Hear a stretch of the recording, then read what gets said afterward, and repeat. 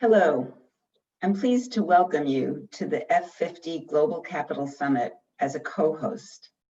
I applaud David Cow and his team for the tremendous effort in moving this conference online and providing such high quality content. This year's summit is taking place at an unprecedented time. It has been 102 years since we experienced a pandemic, and the world is unprepared. People need to understand that they must trust the science to set the standards.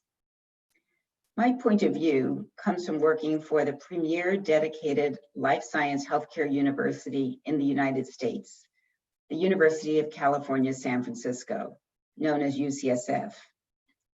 We excel in every area of science and medicine.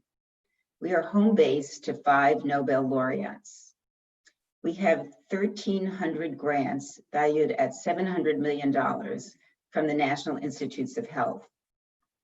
We are ranked as the 7th best healthcare system in the country. I direct the entrepreneurship program at the university, whose mission is to start companies from UCSF Science and Technology. We are succeeding in this mission, starting 40 companies that have raised $700 million. A vast amount for early stage life science ventures. I am proud to be part of the biopharmaceutical industry, the industry that is developing vaccines, treatments, and tests to conquer COVID. With 130 vaccines and almost 800 drugs in development, 2,200 clinical trials ongoing globally, and historic collaboration among firms with 180 strategic partnerships, we are positioned to beat the historic timelines for bringing new vaccines, therapies, and diagnostics to market. If there is any area of the global economy that can make a difference now, it's life science. Many entrepreneurs are repositioning their companies to help with the COVID effort. If you would like to learn more about life science healthcare entrepreneurship, I invite you to join my 2 roundtables. An investor panel called Life Science Healthcare Investing Trends, Has Anything Changed? At 10:30 today. And this afternoon, an entrepreneur panel titled Starting a Life Science Healthcare Business, The Joys and Challenges. 3 UCSF entrepreneurs will speak of their experience. So what's happening to investment in startups in this COVID era? Unsurprisingly, global investment is down 20% since December, and this is only the tip of the iceberg. A survey of capital firms and angel investors found that 2/3 stated the pandemic would negatively affect their investments, and a similar percentage thought the duration would be 1 to 2 years. Chinese VC deals contracted 50% in just 2 months earlier this year. But the news is more encouraging for startups attempting COVID solutions. The National Venture Capital Association lists 143 startups working on COVID. Some of these companies were previously in the healthcare space and have shifted their attention solely to addressing COVID, while some have pivoted from other sectors.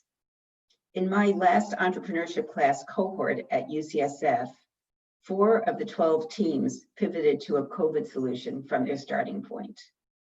One of my alumni companies, Enable Biosciences, has taken its sensitive antibody diagnostic technology and is applying it to COVID with a promising test under development.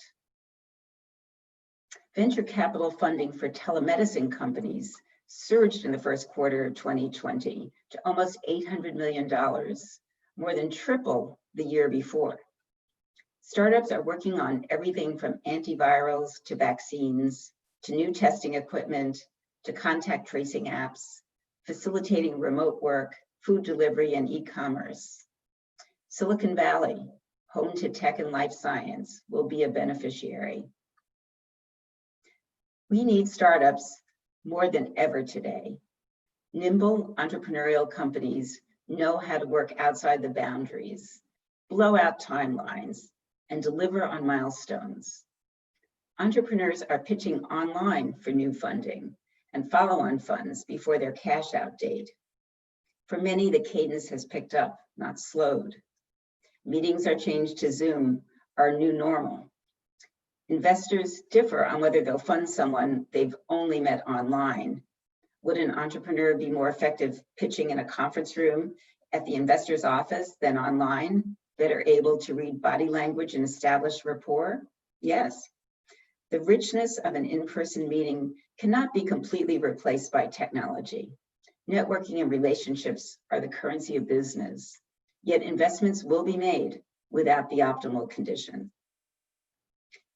We continue to prime the entrepreneurship ecosystem and are going online and global with our training.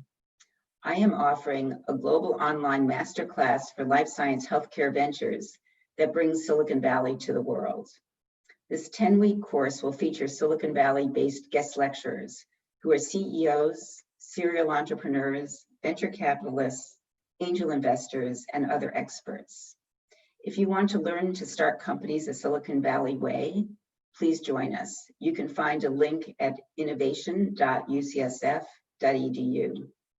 I look forward to meeting you at my roundtables and have a great conference. Thank you.